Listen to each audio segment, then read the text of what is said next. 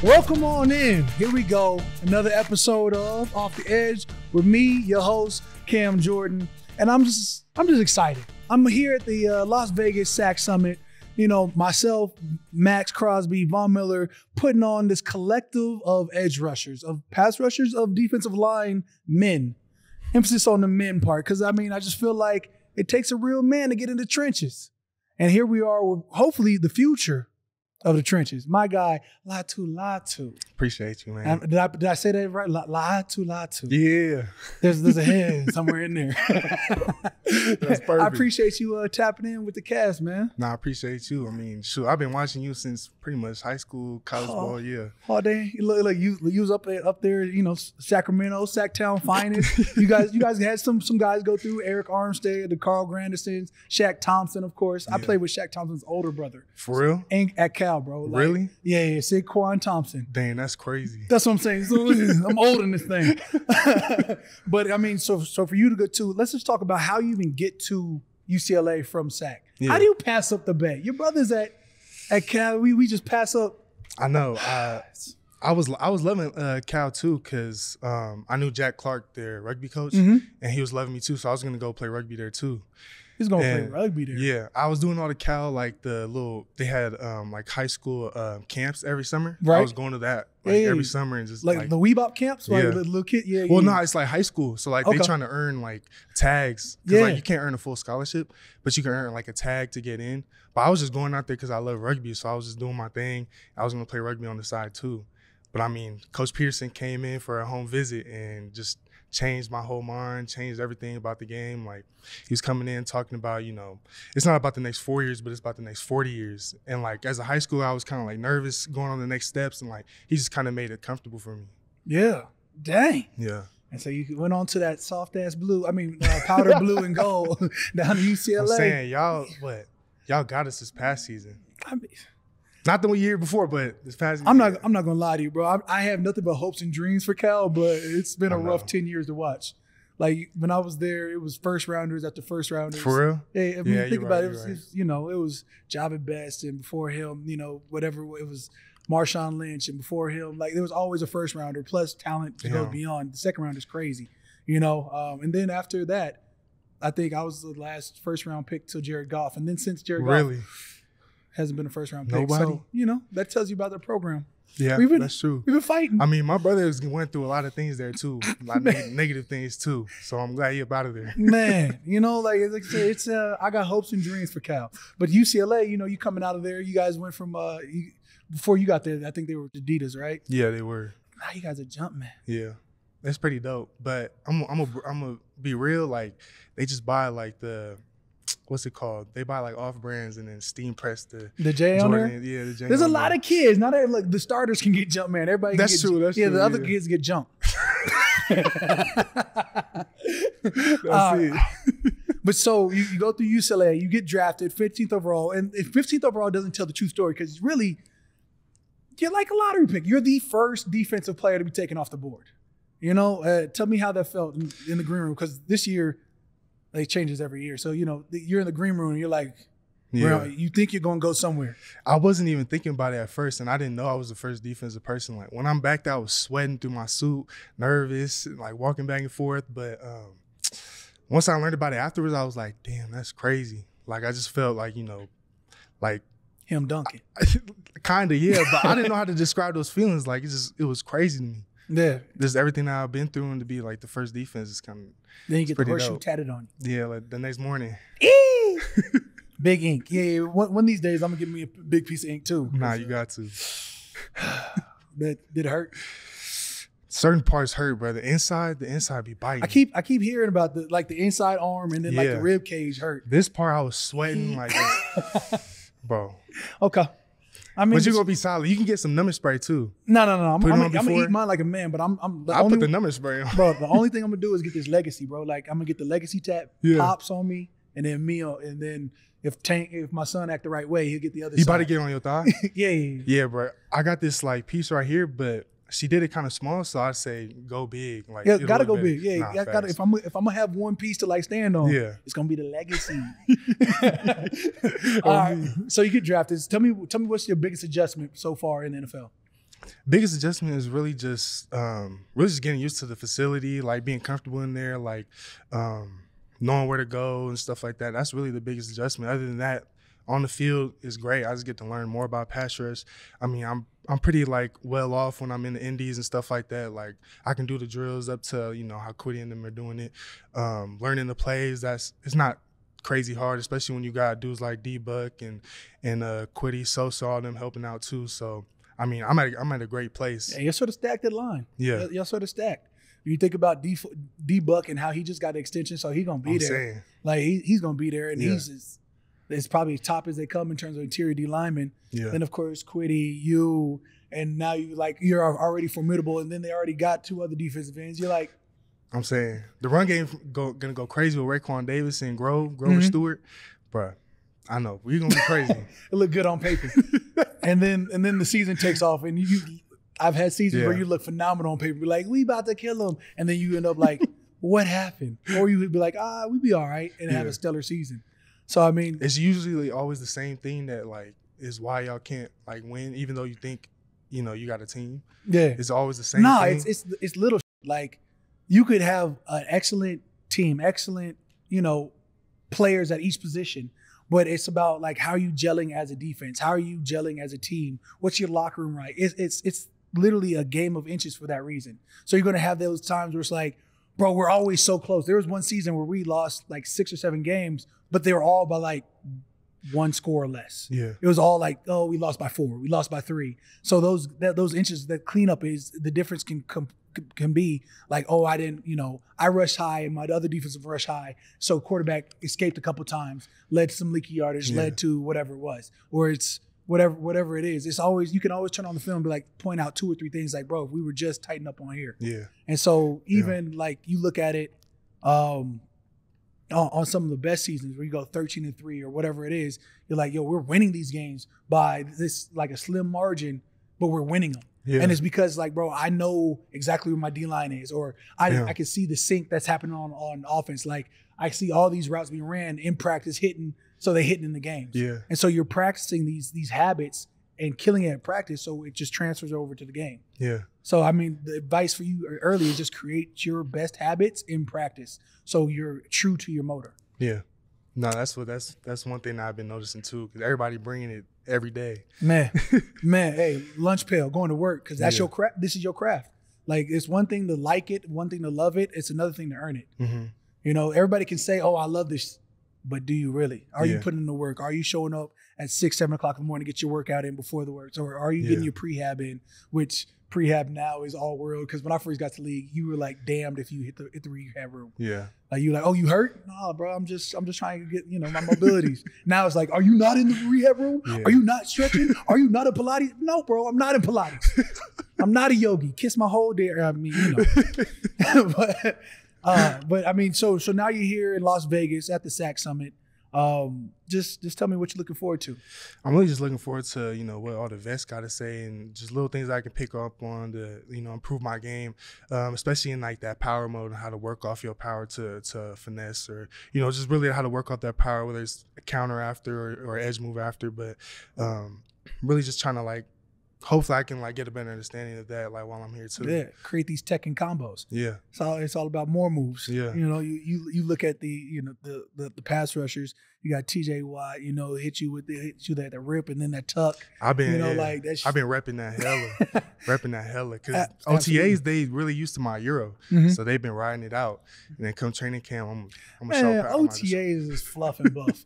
That makes offensive linemen feel like they're actually athletes. Yeah. Like it's at some point, like you have to sit them down with power, and you can't do it during OTAs. You can't do it, yeah. This is 7-on-7 at this point. This is really just drills for the skinny guys and quarterbacks to get the reps in, because offensive linemen really, like the offensive and defensive linemen really can't work like that. You're 2 steps in, you hit them, and you like got to chill out. Whereas and they're always ready for the edge move, because that's all you're gonna do. Because that's all you. And then you gotta let them know when you gotta like cage rush, like you gotta let them know. No doubt. So you go past OTAs. Now you're out here. You say you're training out in LA. Yeah. You still at UCLA training out there? UCLA, still got my fingerprint there, still putting in work there. Still sliding in every day like, coach, I ain't leave, I'm here. Give me my work. All right. So as you're going in, so you're breaking down film, who are you trying to emulate your pass rush games after? Really, like, it's Maxx Crosby, T.J. Watt type.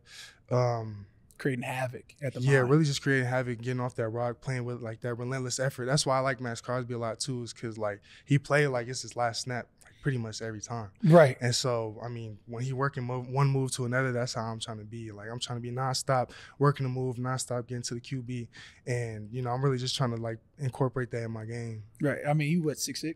6'5", yeah. Yeah, I remember, you know, just because we've got same agents, you know, I remember the draft comparison was Trey Hendrickson. Yeah. And I was like, bro, he got like 3 inches on Trey. It's the swipes. It's the speed off the edge. Yeah. Like, who do you think your game most resembles? I feel like, I mean, it's a stretch because I don't like, you know, y'all crazy. Y'all talent's crazy. But I mean, I feel like Crosby, like T.J. Watt, just in terms of like body size, body type, Bro, you're in taller terms than of all moves. Max is For real? Yeah, Max is 6'4", 6'5". But bro, me and Max are all close.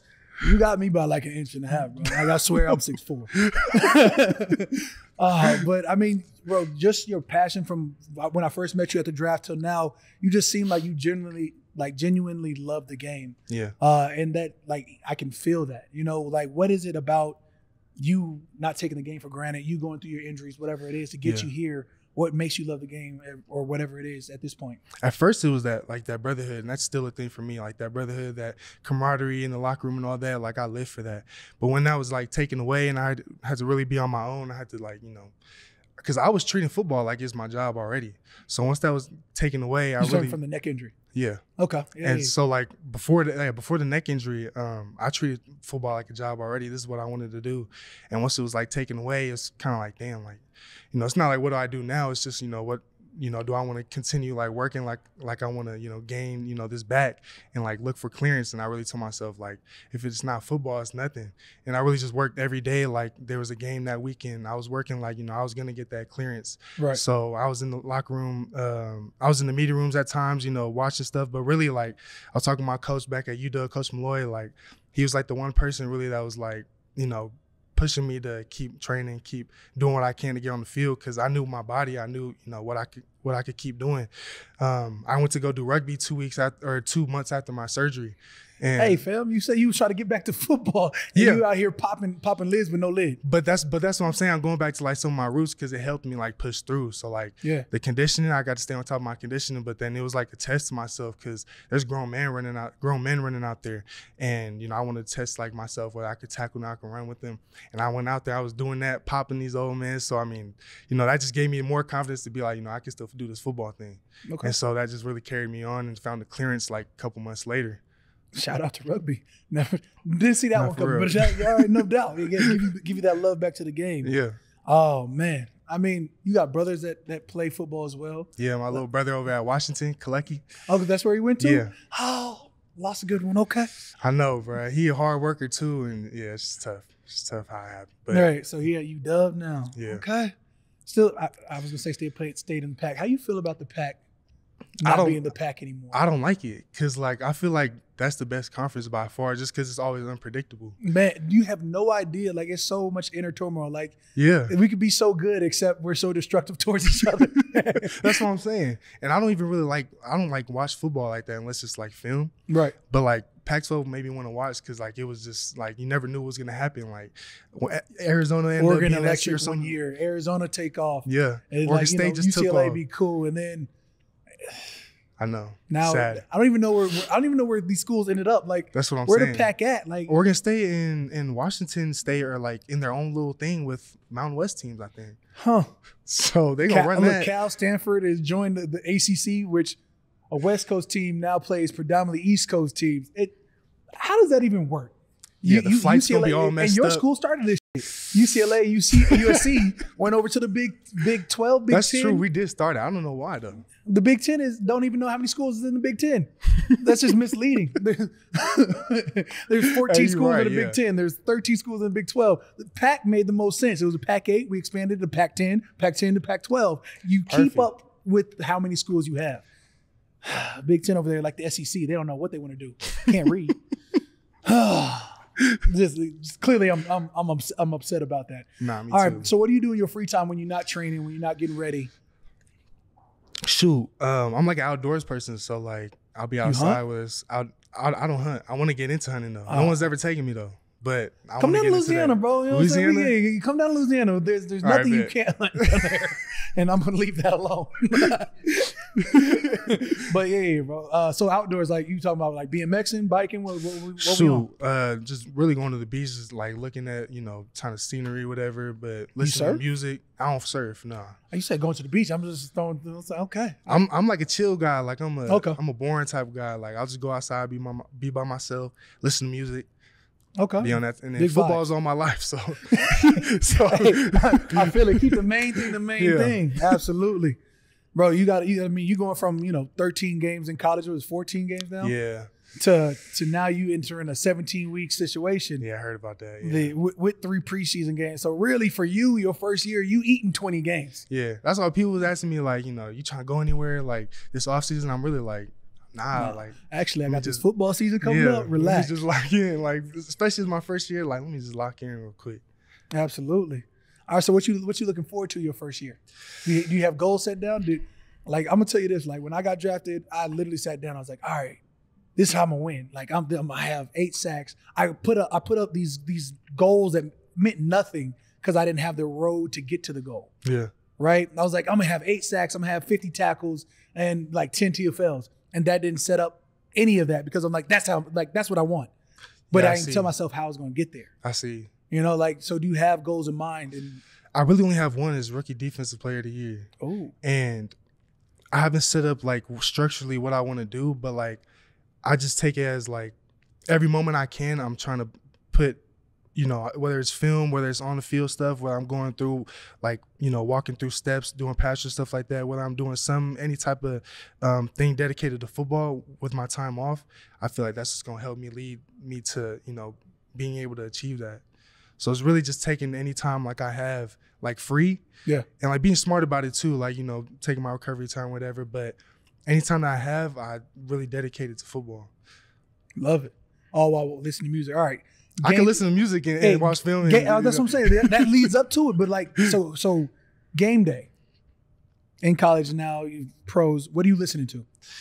Sure, a little bit of everything, really. R&B, like some rock, hip hop, rock. If a R&B song will like, make me tap in, I'll listen to that. Some Bob Marley here and like, some rap here. A little bit of everything. Kiss, apparently. No, this is Motley Crue. Don't know what that means. It's a band. Totally kidding. Have not heard that name in years. Yeah, for real? Yeah. I mean, come on.